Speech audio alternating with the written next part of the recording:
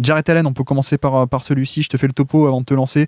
32 minutes par match pour Jarrett Allen cette saison, 77 matchs, 114 de true shooting plus. Donc, qu'est-ce que ça veut dire? Ça veut dire qu'il est 14% au-dessus de la moyenne en termes d'efficacité. C'est pas mal, mais c'est un rôle particulier également, hein, évidemment, sur un usage assez faible de 20% d'usage, de volume de responsabilité.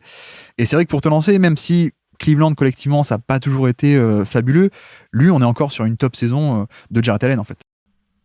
Oui, non. Top saison de Jarrett Allen. La question, en fait, c'est pour ça que je te parlais du contexte collectif, c'est-à-dire que ton pivot à la Jarrett Allen, tu dis ouais 14% là, avec 14% au-dessus de la moyenne, avec un usage rate assez bas et tout, mais c'est aussi parce que il finit quoi? C'est des dunks, hein, Jarrett Allen. C'est ça, ouais. C'est des dunks ou c'est auprès, donc forcément c'est des joueurs qui normalement ont une efficacité supérieure à d'autres gars. J'étais en train de chercher là, son true shooting, parce que moi j'aime bien le true shooting, je trouve que c'est une stat qui est pas mal. Tu vois, voilà, c'est ça, on est à 66%, enfin, voilà, c'est un gars efficace sur un petit volume de tirs, et des tirs beaucoup auprès. Donc il arrive quand même à te mettre 16 points avec une grosse efficacité, il est en double-double. Moi je trouve que c'est une bonne saison, et en même temps, il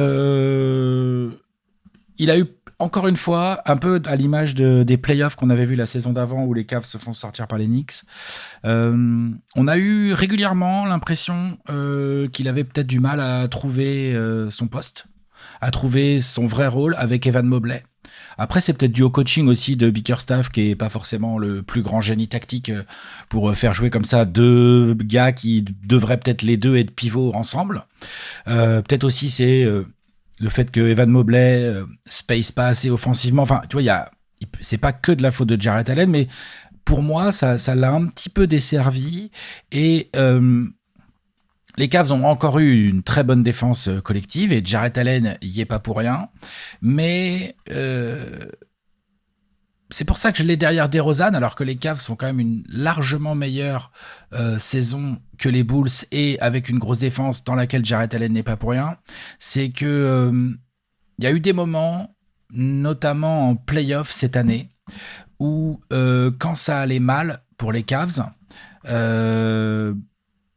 notamment contre le Magic ou un peu contre les Celtics, moi, j'ai trouvé que Evan Mobley, un truc un peu plus small ball avec Evan Mobley en pivot, je trouvais les Cavs meilleurs et plus forts. Ouais. Et donc ça, je trouve que ça joue en défaveur de Jarrett Allen. J'ai même cru à un moment, je me suis même dit, tiens, ça se trouve, en fait, Jarrett Allen, il est plus aux Cavs la saison prochaine, tu vois. Oui. À un moment, moi, je me suis dit ça, hein. Parce que très belle valeur, hein. Le mec, il est tradable à fond, hein. Il est complètement tradable, donc je me suis même dit ça. Donc c'est pour te dire, oui, très bonne saison. J'ai un peu une petite sensation de, voilà, on a vu Jarrett Allen, on sait ce qu'il vaut, on sait ce qu'il vaudra. Est-ce qu'il peut aller tellement plus haut? J'en suis pas sûr. Moi, je trouve que c'est une très bonne saison. J'avoue que j'aurais aimé qu'il montre qu'il est capable de faire plus. Je suis pas sûr que ce soit le cas. Comme tu dis, on a un peu cet aspect de... Moi, je trouve qu'il est très bon dans son rôle. Après, ça reste son rôle aussi, quoi. Donc on n'a pas de marge de progression si grande que ça, et même le fameux, comme tu dis, un peu la redondance des profils qu'on a vu avec le manque de spacing, parce qu'aucun des deux pivots ne peut shooter, ou ce genre de problème collectif, où tu sais, paradoxalement, c'est quand il y avait un peu des blessures qu'on a vu le meilleur Cleveland, parce qu'il y avait de l'espace, ou parce qu'il y a moins de redondance aussi de deux porteurs de balle entre eux, Garland et Mitchell parfois aussi. Enfin, donc c'est un peu particulier, mais c'est aussi là-dessus où je trouve que en fait, c'est sans doute la meilleure raquette défensive de NBA actuellement, avec Evan Mobley depuis, quoique allez, ça se bataille un peu avec les Bucks évidemment, mais voilà, on est parmi les 2-3 meilleures raquettes défensives de NBA. Ouais. Ah oui, non, c'est très sérieux. Avec les Wolves aussi.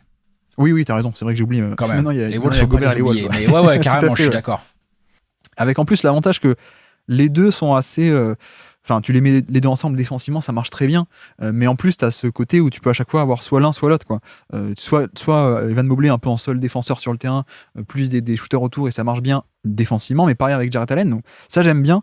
Et je trouve que parfois, il est peut-être un peu sous-coté défensivement, où en fait l'avantage c'est que Mobley a plus de potentiel, notamment en attaque, hein, on est d'accord, mais tu vois, je trouve que le niveau défensif finalement entre les deux il est assez proche, pas le même style, parce que Mobley c'est plus la licorne défensive, hein, très mobile, très volume of ball et tout, mais Jarrett Allen c'est plus classique, mais plus protection de panier, mais tout de même assez fort, quoi. Ouais, et puis, en fait, défensivement, j'ai pas trop de soucis avec leur complémentarité, moi. Ouais, c'est ça. Ouais. Plus après, offensivement. Et le problème au basket, c'est que t'as besoin des deux pour pouvoir faire jouer vraiment les mecs ensemble. Et ce que je voulais dire par rapport à Jarrett Allen, tu vois, j'étais en train de vérifier en même temps, là, pendant que tu parlais. Il y a 2 ans, grosso merdo, il a fait la même saison, statistiquement parlant. Ouais. Quand il est All-Star, là. C'est la même. Mm. Donc, c'est un peu ça, tu vois. Est-ce que on a déjà vu Jarrett Allen? Est-ce que Jarrett Allen, c'est ça, quoi? C'est un 15-10 titulaire, hein, parce que t'es content de l'avoir dans ta raquette, mais tu peux pas en attendre tellement autre chose, ce qui est déjà super, hein. Mais voilà, c'est une vraie question. Ouais. Mais tu vois, même là-dessus, bon, en termes de protection de panier, c'est bon. Après, on n'est évidemment pas au niveau de tout ce qui est Rudy Gobert et autres trucs comme ça, quoi. On est plutôt sur un 7 sur 10, 8 sur 10 qu'un 10 sur 10, évidemment.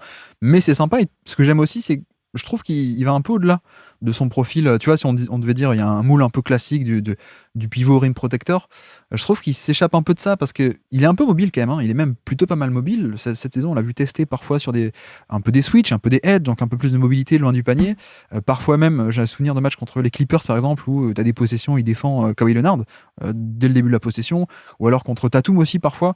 Donc, il y a un peu ce surplus de mobilité que j'aime bien, mais qui est pas mobilité à la Draymond Green, on est d'accord. Mais voilà, je trouve que comme tu dis, c'est la défense, il y a pas de problème, quoi. C'est la redondance, elle vient surtout, c'est la redondance de manque de spacing en attaque.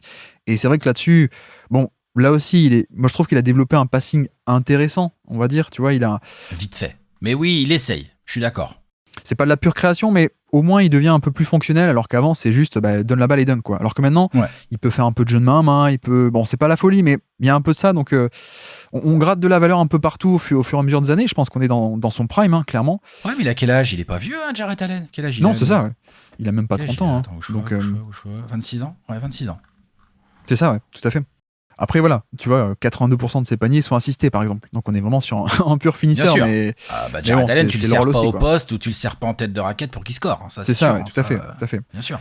Donc, par rapport à des joueurs plus axés création, évidemment, qui va être plus bas dans le classement, on est d'accord. Mais voilà, ça fait un package assez intéressant, je trouve. Et comme tu dis aussi, il y a presque ce truc de. On aimerait bien que chacun ait sa franchise, quoi. Et Evan Mobley et Jarrett Allen, parce que ça peut être un pivot titulaire totalement correct avec son équipe, en fait. Ouais, Jarrett Allen, on aimerait bien éventuellement qu'il aille dans une raquette où c'est vraiment lui l'encre défensive et il n'y a pas de discussion, et il joue à côté d'un 4 qui est beaucoup plus mobile et qui space. Il joue. Ouais. Je suis en train de chercher un exemple, hein, mais. Je sais Dirk pas. Nowitzki. Oui, non, mais tu vois, dans la NBA actuelle, par exemple, tu le mets au Knicks dans le rôle d'un Mitchell Robinson. Bon, bah, tu vois, c'est parfait. Enfin, c'est parfait. Ça fonctionne, quoi, tu vois. Avec du Julius Randle, du OG Anunoby ou du Michael Bridges autour de lui dans le front de courte, c'est parfait, quoi, tu vois. Ouais, on est d'accord. Voilà. Il serait mieux. On est d'accord. Est-ce que tu as d'autres choses à rajouter sur son profil ou pas? Non, j'ai l'impression qu'on est bien. On a fait un peu Je le suis tour. en train de réfléchir parce que là, tu vas me demander de le placer dans le classement, c'est ça? Oui, on s'approche de ça, de ce moment fatidique. Non, juste précision, oui, j'avais noté aussi, pardon. Tu vois, ce que j'aime bien aussi, c'est un peu de passing et un peu de finition un peu plus loin de l'arceau aussi. Bon, c'est pas génial, mais c'est, tu vois, il y a pas mal de tirs aussi il a un petit push shot là. Exactement. Qui commence à bosser là. Ouais, exactement, vrai, et ça commence un peu à venir. Et bon, ça, comme dit, c'est plein de petits trucs qui font que le profil devient de plus en plus complet. Mais voilà, on reste encore à la marge pour l'instant. Et donc, passons au moment fatidique, je sens que tu le redoutes. Dans le classement actuel, où est-ce qu'on l'imaginerait alors? J'étais en train de me poser la question, genre, au-dessus de qui je peux pas le mettre, tu vois? Ouais. Genre, Kawhi évidemment, Booker évidemment, Mitchell, Gobert, Irving, Sabonis, non, Towns, non, Derrick White. Je pense que c'est compliqué de mettre Jarrett Allen devant Derrick White cette année, hein? J'étais par là aussi. Ça commence. Ouais. On est là, quoi. On est par là. Je le mettrais 9e. C'est-à-dire entre White et Wagner, là, à l'instant T dans ton classement. Ouais. Tu vois? Juste derrière Derrick White. Je suis d'accord, j'étais par là aussi, ouais. Je le mets évidemment devant Klay Thompson, Nesmith, Keegan Murray, Bogdan Bogdanovic, oui, KCP, Mike Conley. Ouais, devant Franz Wagner. Ouais, allez, ouais.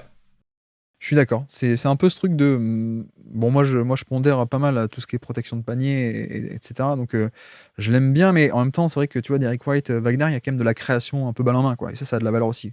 Donc, Wagner cause, hein. Ouais, c'est pour ça. Ouais. Mettons-le entre les deux, t'as raison. Mettons-le par là. Donc entre Derek White et Franz Wagner. Et alors, je ne t'ai pas prévenu. Dis-moi. Petit quiz pour finir. Un petit quiz pour se remémorer des actions marquantes de cette saison. C'est un qui est sur le terrain.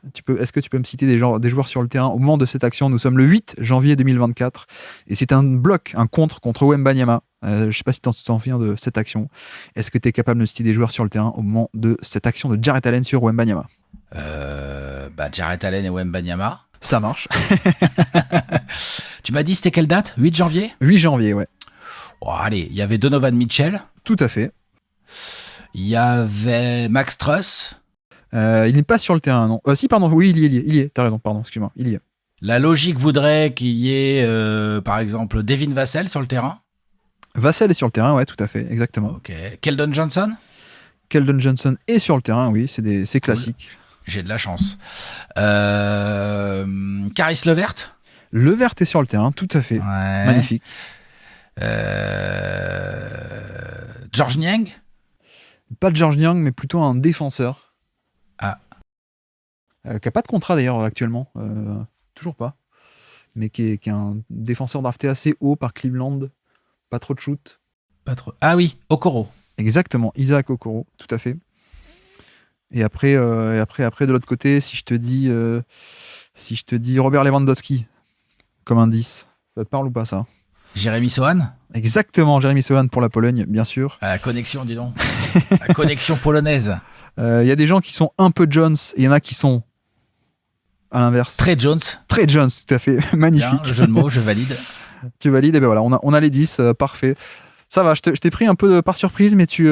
Ah ouais, bah attends, c'est hyper balèze ça en fait, parce qu'en fait, il faut se reprojeter dans des matchs, essayer de se projeter à peu près à quel moment du match était l'action pour voir un peu où en étaient les rotations. Tout à fait.